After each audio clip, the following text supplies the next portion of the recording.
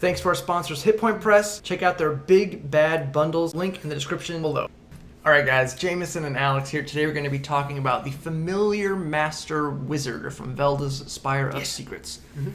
So, if you're new to the channel or the subclass series, what we're going to do is go through all the abilities gained in the subclass. We're going to rate it based on its roleplay, combat, and synergy, based on the abilities gained, how they improve on the base class abilities. That's right. Don't forget to like, comment, and subscribe to be entered in our D&D Beyond Players Bundle giveaway. Free stuff is wonderful. All that being said, let's just jump straight into it.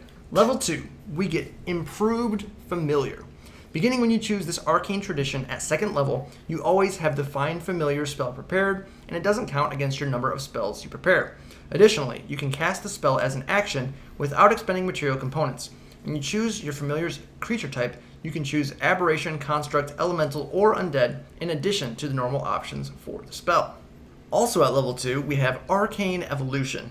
You can use an action and expend a spell slot to transform your familiar. When you do, choose a beast with a CR equal to or lower than half the level of the spell slot expended, and your familiar takes on the beast's appearance and statistics, except that it keeps its creature type. During this time, your familiar can attack on its turn. This transformation lasts for 10 minutes, after which time you can choose which animal form it takes from those made available by the spell. So you get an initial Find Familiar, you arcane evolve it into some crazy shenanigan, much larger. And then when it ends after 10 minutes, you can change it to a different one if you want to have different circumstances after the fight or whatever. So, there are plenty of different options, obviously, you could pick based on this. And at level 6, you have Servitor's Gift to go with it. While you have a familiar, you gain a benefit based on its current form. You continue to gain this benefit while your familiar is transformed by your Arcane Evolution feature. There are a bunch. I'm going to fly through them as quickly as possible. If you need to pause, go ahead and pause. Okay. Bat. You can use a bonus action on your turn to gain blindside out to a distance of 15 feet while you are not deafened. You know, the whole echolocation thing. Cat. When you land after jumping or falling, you can use a reaction to reduce falling damage to 0. Crab. When you aren't wearing armor, your AC equals 12 plus your dexterity modifier. Frog. Your jump distances are tripled. Hawk, you have advantage on perception checks that rely on sight. Lizard, you have resistance to poison damage. Octopus, while you are grappled, you can use a bonus action to attempt to escape. When you attempt to escape from a grapple, you gain a bonus to your athletics or acrobatics check equal to your intelligence modifier, minimum of 1. Owl, you gain dark vision out to a distance of 30 feet. Poisonous Snake, when you hit a creature with a melee weapon attack, you deal an additional 1d4 poison damage. Quipper, you have a swim speed of 30 feet. It's just a fun word to say. And length of time you can hold your breath is doubled. Rat, you have advantage on saving throws against poison and disease. Raven, you add your proficiency bonus to death saving throws and know the Spare the Dying cantrip, which doesn't count against the number of cantrips you know. Intelligence is your spellcast ability for the spell. Seahorse, you add your proficiency bonus to ability checks you make to control a creature as a mount, and you can count as one size smaller than you are, purposes of determining creatures you can use as a mount. Spider, you have a climb speed of 30 feet. And finally, the Weasel. Squeezing doesn't require extra movement for you. You can stand up from prone by spending 5 feet of movement instead of half of your movement speed. I think the most interesting one for me is the Seahorse, because you can, I just imagine you like on something way smaller than you should be. You're Like it's like grown man on a tricycle kind of thing. Exactly. Pedaling around. Also at level 10, we have Empower Familiar. You can use a bonus action to grant your familiar number of temporary hit points equal to twice your level in this class. When you do, you can also change the familiar's creature type and which form it takes when the list provided in the Find Familiar spell. Once you use the feature, you must finish a short or long rest before you do so again. All right. Lastly, we have our capstone, Servitor's Greater Gift. While you have your familiar, you gain a benefit based on its creature type. For the specifically advanced creature types that you otherwise wouldn't normally have an action to gain. Aberration. When you cast a spell that deals damage, you can choose to change its damage type to psychic. Psychic. Seems good. Oh, and you gain resistance to psychic damage. Also good. Sure, why not? Celestial. When you expend a spell slot to cast a spell or use your Arcane Evolution feature, you can choose a creature within 30 feet to regain hit points equal to your intelligence modifier, plus the level of the spell slot expended. In addition, you have resistance to radiant damage. Alright, some healing in there. Construct. Critical hits made against you with non-magical attacks become normal hits. In addition, you gain +1 bonus to your armor class. Just say no to them crits, and you'll appreciate that as a wizard. Screw you, D20s. Elemental. When you cast a spell that deals damage, you can choose to change its damage type to Acid, Cold, Fire, Lightning, or Thunder. In addition, you can speak, read, and write Primordial, but you have the Psychic option, so there's that. Fade. When you expend a spell slot to cast a spell or use your Arcane Evolution feature, you can teleport a number of feet equal to 5 times the level of the spell slot expended. In addition, you have advantage on saving throws you make to avoid or end the charmed or frightened condition on yourself. Fiend. When you expend a spell slot to cast a spell or use your Arcane Evolution feature, you can choose a creature within 30 feet of you and deal cold, fire, or necrotic damage, your choice, to it equal to your intelligence modifier plus the level of the spell slot expended. In addition, you have resistance to fire damage. And lastly, Undead. When you cast a spell that deals damage, you can choose to change its damage type to necrotic. In addition, you have resistance to necrotic damage. So lots of options on here. I like options. Passive benefits that go along with those for a lot of these. Mm-hmm. But those are all the abilities gained in the subclass, so we'll just jump straight into the rating portion of the video. First up is the roleplay value asterisk. As always, talking about roleplay value, we're talking about interacting with the world around you, interacting with NPCs, non-combat scenarios, avoiding combat, basically things outside of the initiative order. Not talking about your class fantasy, history, lore, background. That's on you as a player. We can't rate you, but we can rate the abilities gained in the subclass and how they might improve your potential in those roleplay scenarios. That's right. Looking at the roleplay on this, there is a lot going on here. Yes.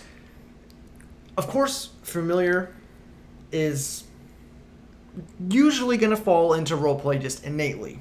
But with a whole subclass built around it, you're getting a lot of additional benefits that go along with that. Lots of shenanigans to be had, even just switching creature types for specific circumstances. So if you really need to pull out Blindside or for whatever reason, just triple your jump if you need to get across a chasm or something. Swimming speed, it's there. So, you have lots of options that you can switch pretty easily on here.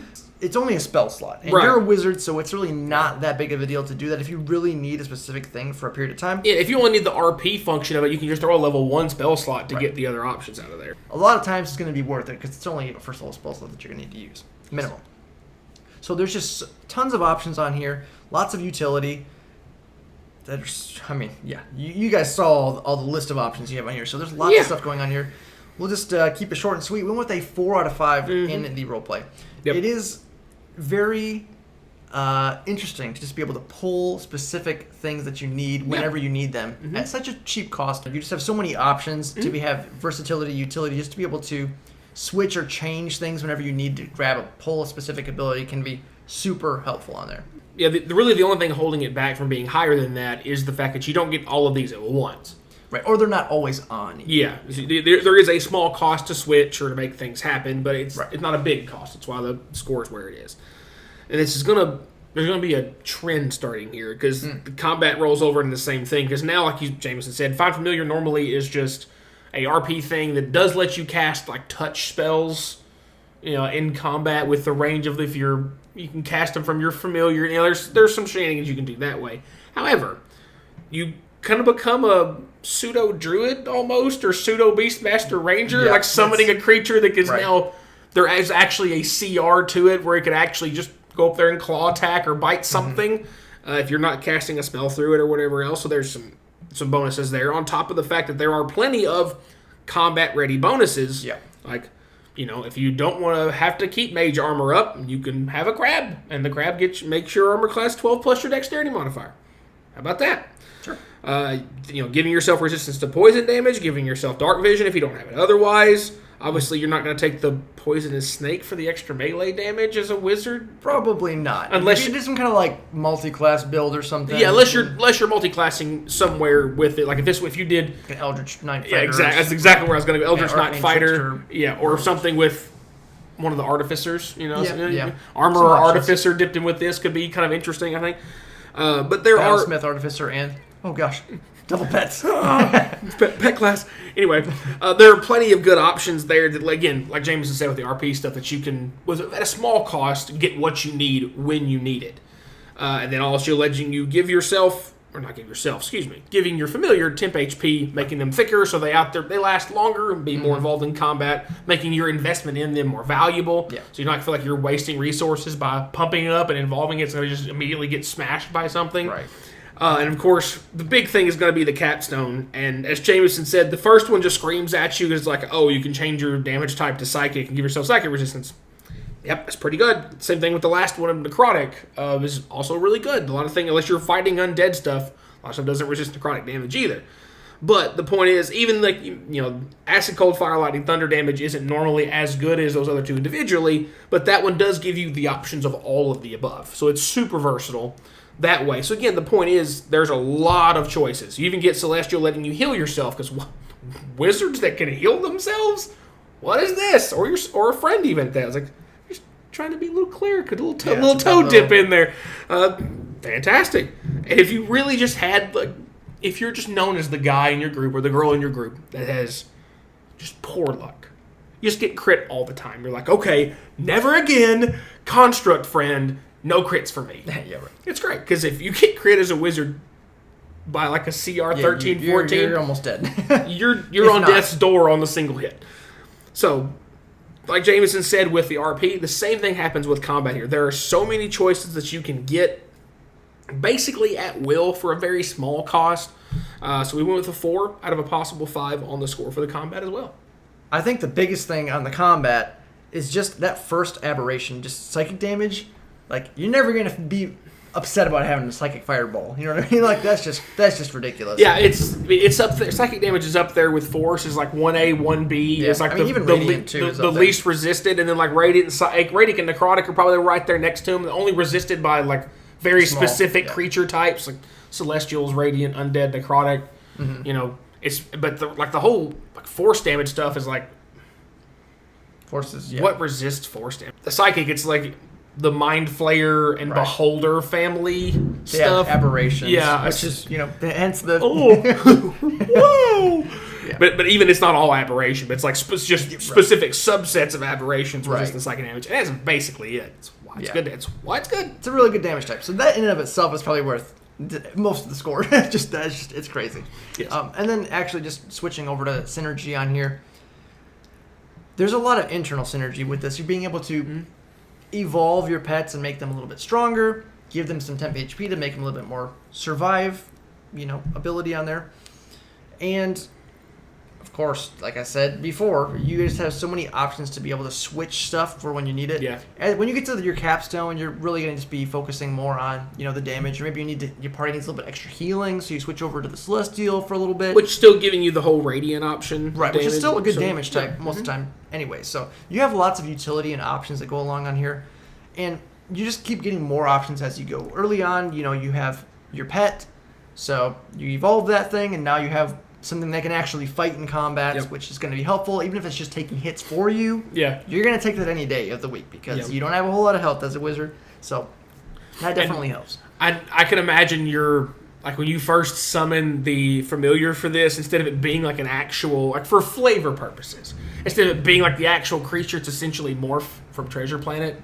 And he just becomes whatever you need him to be. Yeah, he just becomes whatever you need him to be in that instance. He's like, all right, hey, I know you don't like it, but I need the octopus right now. Just be like, I need it, but I need it right now. That needs to happen immediately. But yeah, there are lots of options on here, lots of utility on top of what you normally have as a wizard, which is tons of spell slots and tons of spell options. So we just gave it a 4 in the synergy as well. Lots of potency with these abilities and just things that are going to be buffing things you're going to be doing already as a wizard.